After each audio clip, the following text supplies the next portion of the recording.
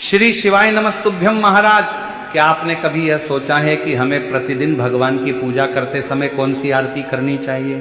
कौन सी ऐसी आरती है जिसे रोज गाने से भगवान हमारी पूजा को स्वीकार करते हैं और हम पर अपनी कृपा बनाए रखते हैं? अब महाराज, यह प्रश्न लगभग हर उस व्यक्ति के मन में कभी न कभी अवश्य आता है जो प्रतिदिन भगवान की पूजा करता है। विशेष रूप से घर की माताएं और बहनें जो प्रतिदिन सुबह जल्दी उठकर भगवान की सेवा करती हैं, मंदिर की सफाई करती हैं, दीपक जलाती हैं, भगवान को स्नान कराती हैं और पूरे मन से उनकी पूजा करती हैं। उनके मन में भी यह जिज्ञासा अवश्य रहती है कि आखिर रोज की पूजा में कौन सी आरती करना चाहिए। इसी के साथ महाराज, कई लोगों के मन में यह भी प्रश्न रहता है कि यदि हम किसी एक भगवान की आरती करें तो क्या दूसरे देवी देवता नाराज हो जाएंगे? क्या सभी भगवानों की अलग अलग आरती करना आवश्यक है? यदि समय कम हो तो क्या बिना आरती गाए भी पूजा पूरी की जा सकती है?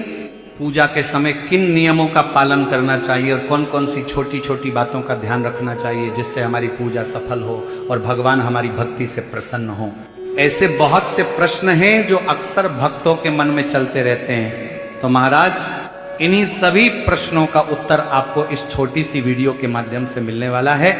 इसलिए आप इस वीडियो को शुरुआत से अंत तक अवश्य देखें, क्योंकि हो सकता है कि पूजा करते समय आपसे भी कोई ऐसी छोटी सी गलती हो रही हो जिसके बारे में आपको अभी तक पता ना हो। यदि ऐसा है तो आज के बाद आप उस गलती को सुधार पाएंगे और भगवान की पूजा सही विधि से कर सकेंगे। तो देखिए महाराज, यदि आप भी रोज भगवान का पूजन करते हैं, सुबह और शाम दीपक जलाते हैं, आरती करते हैं और भगवान का स्मरण करते हैं, तो यह वीडियो आपके लिए भी उतना ही महत्वपूर्ण है, क्योंकि आज हम विस्तार से जानेंगे कि प्रतिदिन की पूजा में कौन सी आरती करनी चाहिए, किस प्रकार करनी चाहिए और यदि समय कम हो तो उस स्थिति में क्या करना चाहिए। तो देखिए महाराज, हम सभी जानते हैं कि सुबह भगवान को स्नान कराया जाता है, उन्हें स्वच्छ वस्त्र पहनाए जाते हैं, फूल चढ़ाए जाते हैं और शाम के समय दीपक जलाकर भगवान की सेवा की जाती है। सुबह भी आरती होती है और शाम को भी आरती की जाती है। लेकिन सबसे बड़ा प्रश्न यही है कि आखिर रोज कौन सी आरती करनी चाहिए जिससे सभी देवी देवताओं की कृपा हमें प्राप्त होती है और भगवान हमारी पूजा को स्वीकार करें। क्योंकि बहुत से लोगों के मन में यह भी प्रश्न आता है कि क्या प्रतिदिन आरती गाना आवश्यक है? यदि किसी कारणवश हम आरती नहीं गा पाते तो क्या पूजा अधूरी मानी जाती है? क्या आरती के बाद कोई मंत्र भी बोलना चाहिए? यदि हाँ, तो कौन सा मंत्र बोलना चाहिए? इन सभी बातों को हम आज विस्तार से जानेंगे। तो महाराज, सबसे पहले हम उस स्थिति की बात करते हैं जब आपके पास समय बहुत कम हो, क्योंकि आज के समय में अधिकांश लोग सुबह जल्दी उठते हैं और फिर अपने अपने काम पर निकल जाते हैं।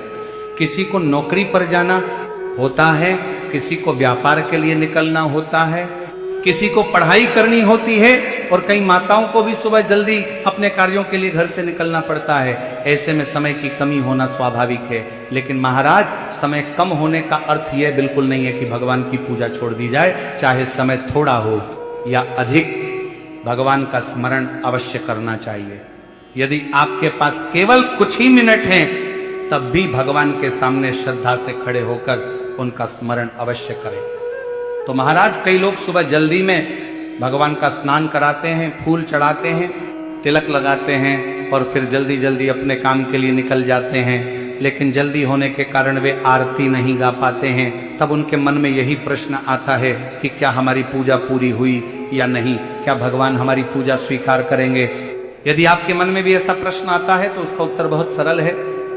यदि आपकी वास्तव में कोई मजबूरी है और समय की कमी के कारण आप पूरी आरती नहीं गा सकते, तब भी आपको भगवान की आरती अवश्य करनी चाहिए।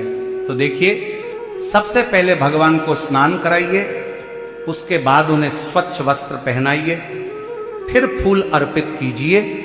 यदि भोग लगाना हो तो भोग लगाइए, इसके बाद दीपक जलाइए। यदि आपके पास शुद्ध गाय के देसी घी का दीपक है तो वह सबसे उत्तम माना जाता है। यदि घी उपलब्ध नहीं है तो आप तेल का दीपक भी जला सकते हैं और यदि आप चाहें तो कपूर जलाकर भी भगवान की आरती कर सकते हैं। लेकिन ध्यान रहे कि पूजा पूरी करने से पहले भगवान की आरती अवश्य करनी चाहिए।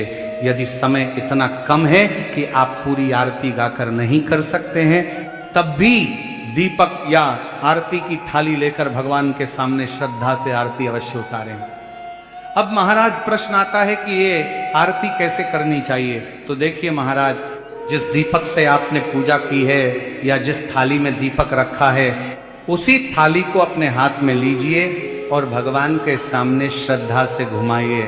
नियम के अनुसार भगवान के सामने कम से कम 7 बार आरती उतारना बहुत शुभ माना जाता है। यदि किसी कारण से 7 बार न कर सकें तो कम से कम 5 बार अवश्य घुमाइए। यदि आप आरती के शब्द नहीं गा पा रहे हैं तो भी कोई चिंता की बात नहीं है, मन ही मन भगवान का नाम लेते रहिए। यदि आपको अपने इष्ट देव का कोई मंत्र याद है तो उस मंत्र का भी मन ही मन जाप करते रहिए। तो इस प्रकार से बिना आरती गाए भी भगवान आपकी पूजा को स्वीकार करते हैं। तो महाराज, जिन लोगों के पास समय कम रहता है तो उन्हें पूजा छोड़नी नहीं चाहिए, चाहे 2 मिनट ही क्यों न मिले। भगवान के सामने दीपक लेकर श्रद्धा से आरती अवश्य उतारनी चाहिए। ऐसा करने से आपकी प्रतिदिन की पूजा पूरी मानी जाती है और भगवान आपकी भक्ति को स्वीकार करते हैं। इसके बाद जब आपकी आरती पूरी हो जाए तब उसी दीपक की आरती भगवान को समर्पित करें। उसके बाद उस दीपक को भगवान के सामने रख दें। फिर अपने दोनों हाथों से आरती की लौ का आशीर्वाद ग्रहण करें और उसे अपने माथे से लगाएं। इसके बाद भगवान को प्रणाम करके अपने कार्य के लिए निकल जाएं। यदि आप प्रकार प्रतिदिन श्रद्धा से पूजा करते हैं तो चाहे समय कम ही क्यों ना हो, भगवान आपकी भावना को अवश्य स्वीकार करते हैं। अब महाराज, हम बात करते हैं उन माताओं और बहनों की जिनके पास सुबह थोड़ा अधिक समय होता है और जो बिना किसी जल्दी के भगवान की सेवा कर सकती हैं। ऐसे लोगों के मन में सबसे बड़ा प्रश्न यही रहता है कि जब हम रोज पूजा करते हैं तो आखिर हमें कौन सी आरती गानी चाहिए जिससे भगवान हमारी पूजा को स्वीकार करें और हमें अपनी पूजा का पूरा फल प्राप्त हो। तो देखिए महाराज, यदि आपके पास समय है और आप प्रतिदिन भगवान की पूजा पूरी विधि से करते हैं तो पूजा के अंत में आरती अवश्य करनी चाहिए, क्योंकि आरती पूजा का बहुत महत्वपूर्ण भाग मानी जाती है। लेकिन महाराज, यहाँ भी एक बात समझने योग्य है, यदि किसी दिन आपके पास समय कम हो तो आपको चिंता करने की आवश्यकता नहीं है। जैसा कि हमने पहले बताया, ऐसी स्थिति में आप छोटी आरती भी कर सकते हैं। यदि पूरी बड़ी आरती गाने का समय नहीं है तो छोटी आरती गाकर भी भगवान की पूजा पूरी की जा सकती है। अब प्रश्न आता है कि आखिर प्रतिदिन कौन सी आरती करनी चाहिए। तो देखिए, सबसे पहले आप भगवान को स्नान कराइए, उसके बाद उन्हें स्वच्छ वस्त्र पहनाइए, फिर चंदन, अक्षत, फूल, माला और जो भी पूजा सामग्री आपके पास उपलब्ध हो वह श्रद्धा के साथ भगवान को अर्पित कीजिए। यदि भोग लगाना हो तो भोग लगाइए। इसके बाद दीपक जलाइए। यदि संभव हो तो गाय के शुद्ध देसी घी का दीपक जलाइए। यदि घी उपलब्ध नहीं है तो तेल का दीपक भी जला सकते हैं। कपूर से भी आरती की जा सकती है। में से जो सुविधा आपके पास हो उसी से भगवान की आरती कीजिए। अब सबसे महत्वपूर्ण बात आती है कि आरती कौन सी गानी चाहिए। तो देखिए, नियम यह कहता है कि आपको अपने इष्ट देव की आरती करनी चाहिए, अर्थात जिस भगवान को आप सबसे अधिक मानते हैं, जिनके प्रति आपके मन में सबसे अधिक श्रद्धा और विश्वास है, जिनका आप प्रतिदिन स्मरण करते हैं, उन्हीं भगवान की आरती आपको रोज करनी चाहिए। वैसे तो महाराज भगवान एक ही हैं, अलग अलग नाम और अलग अलग स्वरूप केवल हमारी श्रद्धा और भाव के अनुसार हैं। कोई भगवान शिव को अपना इष्ट मानता है, कोई भगवान श्री राम को, कोई भगवान श्री कृष्ण को, कोई श्री विष्णु भगवान को, कोई माता लक्ष्मी को, कोई माता दुर्गा को और कोई हनुमान जी को सबसे अधिक मानता है। सभी की अपनी अपनी श्रद्धा होती है, इसलिए आपको उसी भगवान की आरती करनी चाहिए जिनके प्रति आपके मन में सबसे अधिक प्रेम और विश्वास है। मान लीजिए कि आपको भगवान शिव सबसे अधिक प्रिय हैं, आप प्रतिदिन शिव मंदिर जाते हैं, भगवान शिव पर जल चढ़ाते हैं, उनका अभिषेक करते हैं, उनके सामने बैठकर उनका ध्यान करते हैं। ऐसी स्थिति में आपको प्रतिदिन भगवान शिव की आरती करनी चाहिए। लेकिन यहाँ एक बात का विशेष ध्यान रखना है, ऐसा बिल्कुल नहीं करना चाहिए कि आज आपने भगवान शिव की आरती गाई, कल भगवान श्री कृष्ण की, परसों भगवान विष्णु की, उसके अगले दिन माता लक्ष्मी की और फिर किसी दूसरे दिन किसी अन्य भगवान की। केवल बिना कारण प्रतिदिन आरती बदलते रहना उचित नहीं माना जाता है। इसका कारण यह नहीं है कि दूसरे भगवान नाराज हो जाएंगे, बल्कि इसका कारण यह है कि साधना और भक्ति में स्थिरता बहुत आवश्यक होती है।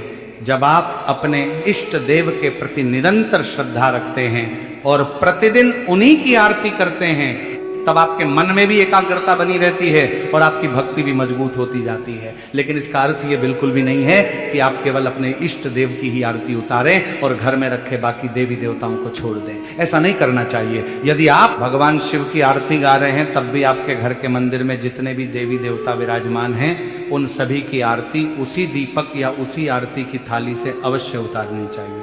आरती एक ही होगी, लेकिन दीपक सभी भगवानों के सामने घुमाना चाहिए। यदि आपके मंदिर में भगवान श्री राम हैं, भगवान श्री कृष्ण हैं, माता लक्ष्मी हैं, भगवान गणेश हैं, हनुमान जी हैं, माता दुर्गा हैं या अन्य कोई देवी देवता विराजमान हैं, तो आरती गाते समय एक एक करके सभी के सामने दीपक अवश्य घुमाइए। ऐसा करने से सभी देवी देवताओं का सम्मान होता है और सभी पर आपकी श्रद्धा भी बनी रहती है।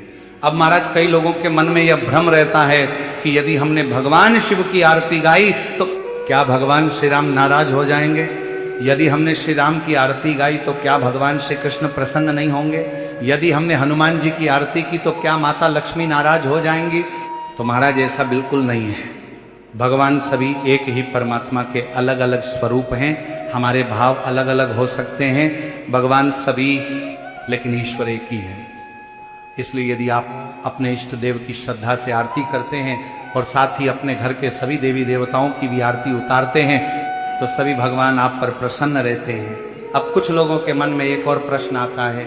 वे कहते हैं कि हमें ऐसी कौन सी आरती करनी चाहिए जिसमें सभी भगवानों का स्मरण हो जाए, क्योंकि कई लोग चाहते हैं कि उनकी एक ही आरती में सभी देवी देवताओं का सम्मान हो जाए और सभी भगवानों की कृपा उन्हें प्राप्त हो। तो महाराज, यदि आपके मन में भी यही प्रश्न है, तो उसके लिए एक बहुत प्रसिद्ध आरती है जिसे लगभग हर घर में गाया जाता है। वो आरती है ओम जय जगदीश हरे।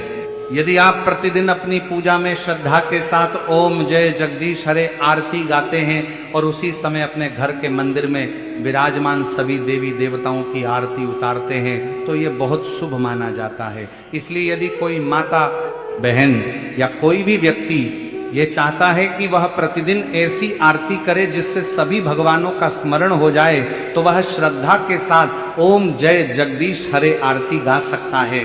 लेकिन यदि आपका मन अपने इष्ट देव की आरती में अधिक लगता है, तो आप वही आरती भी कर सकते हैं। यदि आपको भगवान श्री राम सबसे प्रिय हैं, तो श्री राम जी की आरती गाइए। यदि आपको भगवान श्री कृष्ण प्रिय हैं, तो उनकी आरती गाइए। यदि आपको भगवान शिव प्रिय हैं, तो शिव जी की आरती कीजिए। यदि आपको हनुमान जी प्रिय हैं, तो उनकी आरती कीजिए। यदि आपको माता दुर्गा, माता लक्ष्मी या किसी अन्य देवी देवता के प्रति विशेष श्रद्धा है, तो उनकी आरती भी प्रतिदिन की जा सकती है। बस एक बात हमेशा याद रखिए कि आरती चाहे किसी भी भगवान की गा रहे हों, लेकिन दीपक या आरती की थाली से अपने घर के सभी देवी देवताओं की आरती अवश्य उतारिए। यही सबसे उचित और शुभ माना जाता है। अब महाराज, शाम की पूजा की बात करें तो उसका नियम भी लगभग सुबह की पूजा जैसा ही माना जाता है। यदि आप शाम के समय भी भगवान के सामने बैठकर श्रद्धा से आरती गाना चाहते हैं, तो अवश्य गाइए। शाम को दीपक जलाकर भगवान की आरती करना भी बहुत शुभ माना गया है। लेकिन यदि किसी कारण से शाम के समय आपका मन आरती गाने का नहीं करता, या आप बहुत थके हुए हैं, या समय कम है, तब भी आपको भगवान के सामने दीपक लेकर 5 या 7 बार श्रद्धा से आरती अवश्य उतारनी चाहिए। मन ही मन भगवान का स्मरण करते रहिए और प्रेम से उनकी पूजा पूरी कीजिए। भगवान आपकी भावना को अवश्य स्वीकार करेंगे। अब महाराज, एक बहुत महत्वपूर्ण बात जान लेते हैं, क्योंकि ये प्रश्न भी बहुत से लोगों के मन में रहता है। अक्सर लोग पूछते हैं कि जब हमारी पूजा पूरी हो जाती है, भगवान को भोग लग जाता है, दीपक जल जाता है और आरती भी पूरी हो जाती है, तब उसके बाद हमें क्या करना चाहिए? क्या पूजा वहीं समाप्त हो जाती है, या उसके बाद भी कोई ऐसा नियम है जिसका पालन करना चाहिए? तो देखिए महाराज, पूजा का सबसे सुंदर भाग आरती के बाद शुरू होता है। जब हम पूरे मन से भगवान की आरती कर लेते हैं, भगवान को आरती समर्पित कर देते हैं और फिर स्वयं भी आरती का आशीर्वाद ग्रहण कर लेते हैं, तब उसके बाद भगवान का स्मरण करते हुए मंत्र जाप करना बहुत शुभ माना जाता है। अब यहाँ भी लोगों के मन में एक प्रश्न आता है कि आखिर हमें कौन सा मंत्र जप करना चाहिए। क्योंकि भगवानों के बहुत सारे मंत्र होते हैं। ऐसे में कौन सा मंत्र सबसे अच्छा रहेगा? क्या रोज नया मंत्र बोलना चाहिए या एक ही मंत्र का जाप करना चाहिए? तो देखिए, यहां भी नियम बिल्कुल वही है जो आरती के समय बताया गया है। जिस प्रकार आरती अपने इष्ट भगवान की करनी चाहिए, उसी प्रकार मंत्र जाप भी अपने इष्ट भगवान का ही करना चाहिए। अर्थात जो भगवान आपको सबसे अधिक प्रिय हैं, जिनके प्रति आपके मन में सबसे अधिक श्रद्धा और विश्वास है, जिनका प्रतिदिन स्मरण करते हैं, उन्हीं भगवान के किसी एक मंत्र का जाप आपको नियमित रूप से करना चाहिए। बहुत से लोग एक दिन एक मंत्र बोलते हैं, दूसरे दिन दूसरा मंत्र और तीसरे दिन कोई दूसरा मंत्र बोलने लगते हैं। ऐसा करना उचित नहीं माना जाता। यदि आपने किसी एक मंत्र को अपना लिया है तो उसी मंत्र का नियमित रूप से जाप करना चाहिए। इससे मन में स्थिरता आती है और भक्ति भी मजबूत होती है। अब उदाहरण के लिए समझते हैं, यदि भगवान शिव आपके इष्ट देव हैं और आप प्रतिदिन उनकी पूजा करते हैं, तो आप ओम नमः शिवाय मंत्र का जाप कर सकते हैं। यदि आपको भगवान श्री कृष्ण सबसे अधिक प्रिय हैं, तो आप उनके किसी मंत्र का जाप कर सकते हैं। यदि आपको भगवान श्री राम प्रिय हैं, तो उनके मंत्र का जाप कर सकते हैं। यदि आपको हनुमान जी प्रिय हैं, तो उनके मंत्र का जाप कर सकते हैं। यदि आप माता लक्ष्मी, माता दुर्गा, भगवान विष्णु, भगवान गणेश या किसी अन्य देवी देवता को अपना इष्ट मानते हैं, तो उनके किसी एक मंत्र का नियमित जाप कर सकते हैं। लेकिन महाराज एक बात हमेशा ध्यान रखिए कि मंत्र बार बार बदलना नहीं चाहिए। जिस मंत्र का जाप आपने श्रद्धा के साथ प्रारंभ किया है, उसी मंत्र को नियमित रूप से करते रहना चाहिए। अब कई लोग यह भी पूछते हैं कि मंत्र का जाप कितनी बार करना चाहिए? तो देखिए, यदि आपके पास समय कम है तो आप एक बार भी भगवान का नाम ले सकते हैं। 2 बार, 5 बार, 10 बार या जितनी बार आपके पास समय हो, उतनी बार श्रद्धा के साथ मंत्र का जाप कर सकते हैं।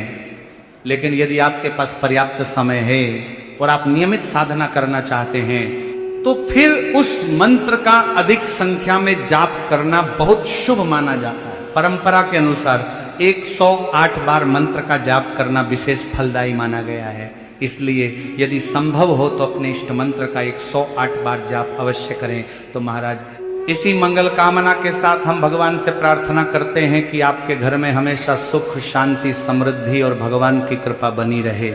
भगवान आपके सभी शुभ कार्य सफल करें, आपके जीवन की सभी बाधाएं दूर करें और आपकी भक्ति को दिन प्रतिदिन और अधिक मजबूत बनाएं। यदि आपको ये जानकारी अच्छी लगी हो तो वीडियो को लाइक करें, चैनल को सब्सक्राइब करें और कमेंट बॉक्स में अपने इष्ट देव का नाम जरूर लिखें। धन्यवाद।